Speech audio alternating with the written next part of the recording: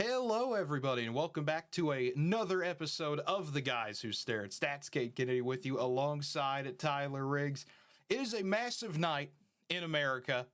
There's something called an election happening today. I don't know what that is, but I'm dressed up in red, Heard white, about and that. blue for it. Apparently, it's an important thing.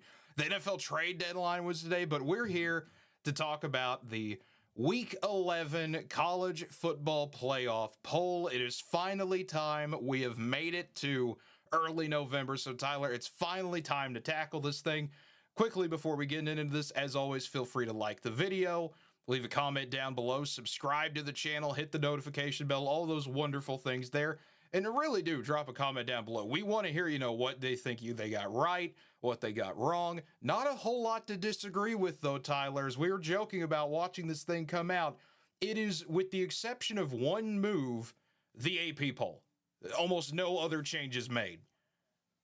Yeah, no ground shaking, earth shattering things. At least in the top, part of it. There are some questionable things as you get deeper into the rankings, and we'll get to that. But really, the committee kind of lukewarm, a little disappointed. They've been known to have some spicy rankings. It seems like they erred on a little bit more of the side of middle of the road this time. Yeah, and I mean, it's one of those that the image we've got up here is not technically correct, but is in a way. So before someone leaves a comment down below saying, well, why is BYU 4? You said nothing changed. No, they're technically 9. It's just, as a rehash, and we'll probably talk about this if you don't know already, the top 4 conference champions get the 4 byes.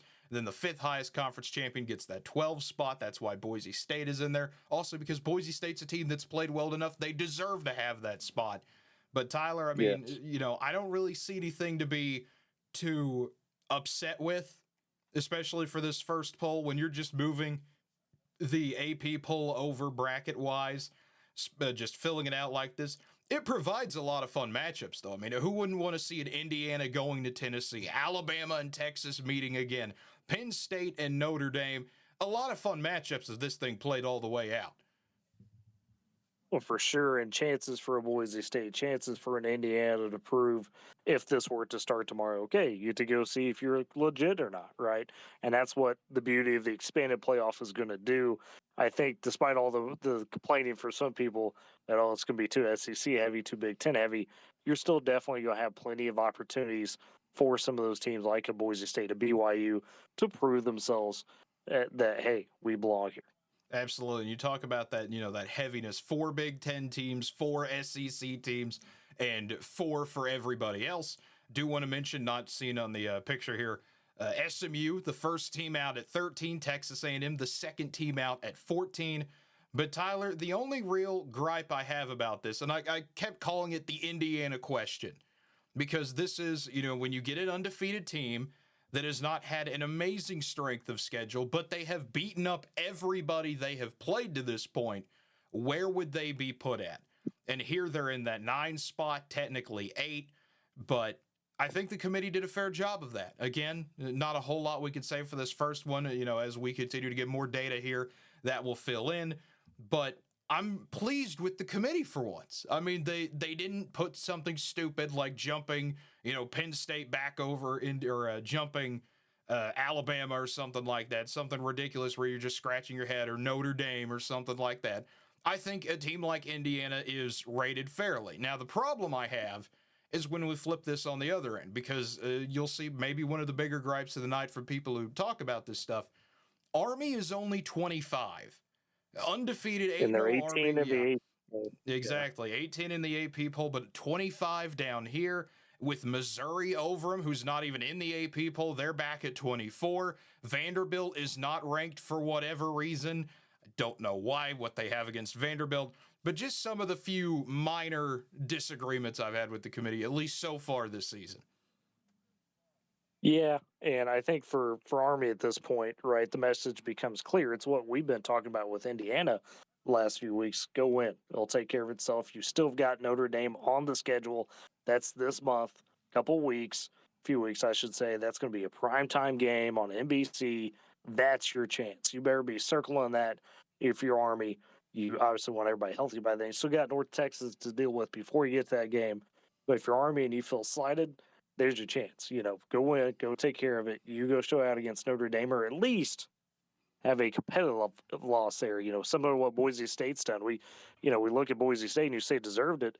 They do, and I would argue Boise State probably deserves a higher seed, but they're the fifth, champion in that sense. But their only loss is to Oregon, who's been the unanimous number one team now. So Army's got a chance to kind of do that in a similar sense. If Notre Dame keeps winning and you go have either a close loss or you win outright, well, there's your moment to show that you are a legit team, regardless of what this initial ranking puts you at. Absolutely. And one of the things I'm kind of intrigued to see how this works itself out, and you mentioned that group of 5 race and, how fun that's going to be for a team like Army. We've said that Boise State, the ball is in your court, or in this case, the ball is on your field. You just have to keep winning, and that 12 spot is yours. Nothing is going to change there. What I want to see happen, should this scenario come, what happens when we start to get the conversation? Maybe BYU loses a game or two. What would happen? And I'm not saying this will happen even this season. I just want to, clarify that. But what would it take for the committee to put a group of 5 champion in that top 4? I don't know what it would take to get something like that to ever happen, but Boise State would be a prime contender for it. If they finished 11-1 regular season, only lost to the number 1 team if they keep winning, that would be an incredible scenario to say the least. But other than that, Tyler, I mean, there's not a whole lot of, I kind of wanted to put the bracketology aspect into it, but when you just copy the AP poll word for word nearly, there's not a whole lot of that tinkering we could talk about today. Yeah, and I think the battle to watch, at least over these next couple of weeks, when it comes to the bracketology aspect, is those at-large bids, because obviously you've got some games down the pipe that could very much change that picture when you talk about your Alabamas, your Texases, your Tennessees, and your Penn States, right? And Indiana, of course, as well belongs in that, and Ohio State. But that battle for the kind of the first team out, first 2 out that they highlighted, your SMU, your A&M, those teams are not out of it by any stretch, and really, I would say if you're in the rankings at all, nobody's declarably out of it yet. So I'm curious to see how the committee reacts to some of these, last few big matchups on the schedule. And, what do you do with an SMU should they wind up continuing to rocket to the top? They dethrone a Miami. How far do you pole vault them? I think those questions are going to be the ones that will be fascinating to watch with this committee in this first iteration of the 12-team college football playoff as we finish up the season. Absolutely. And it's one of those that, you mentioned the big game still. LSU's 15. They play Alabama this week. That's one where we could see LSU try to pole vault themselves. Ole Miss has Georgia. The momentum is there for some of those teams. Just looking out, Iowa State 17, Pitt's at 18, K-State 19, Colorado 20, Washington State 21, Louisville 22, Clemson 23, Missouri's at 24, and of course Army at 25, as we've already talked about them. I'd like to thank ESPN for showing that again on TV so I could just read that right off the screen.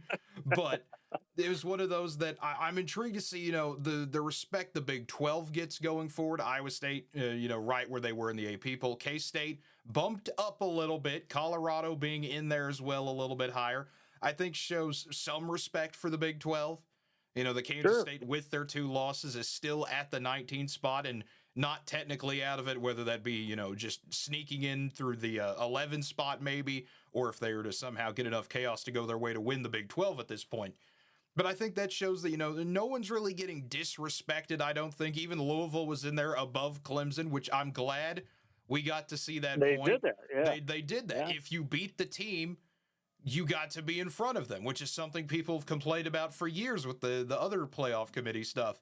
So hopefully that's something that gets taken into account more.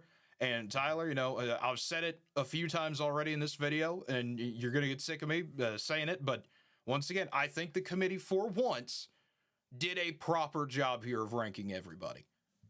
With the exception of ranking Missouri and not ranking Vandy. That's my only really true complaint. Yeah, but that's a minor one. That's exactly. A minor one. For the bracket on screen right now. Okay. Yeah, for the bracket right now, for once, good job. You deserve, hats off for that. You didn't have to do a whole lot here, but you didn't do something ridiculous while we were joking about of putting, Miami 1 just for fun or something like that. But either way, folks, it's at least a good start, and that's what you wanted, right? good start for the committee to give you some a little bit to talk about and say, okay, now you see some possibilities down the road, like we talked about, for this thing to get really fun in the closing weeks. Absolutely. But I think that will wrap up this video, the first ever college football playoff poll for the 12-team playoff. Tyler, just a historic thing that, you know, this could be a subject for a whole nother video, but we'll continue to monitor how the playoff continues to work out, if it ever expands again, all that fun stuff. But again, that's a topic for a completely different time. But if you did enjoy this video, feel free to leave a like. Feel free to subscribe to the channel, leave a comment down below, or hit the notification bell to always be notified when new videos come out. We'll hope to make this kind of a weekly little conversation between Tyler and myself. And folks, we're at 93 subscribers, 7 away from 100. If we can get there, by the end of the regular season, even, I'll change the date up to the end of the regular season or maybe the conference championship week. That would mean a lot. It doesn't seem like a lot. It's only maybe a minute or two of your day to hit that button, but we sincerely do appreciate it. We would. We might have to come up with something special, maybe in the realm of college football 25. I've got an idea. I'll kick it around with you later. You've got an idea. Okay. Yeah, we've got an idea. So but either way, folks, until next time, have a good one, everybody.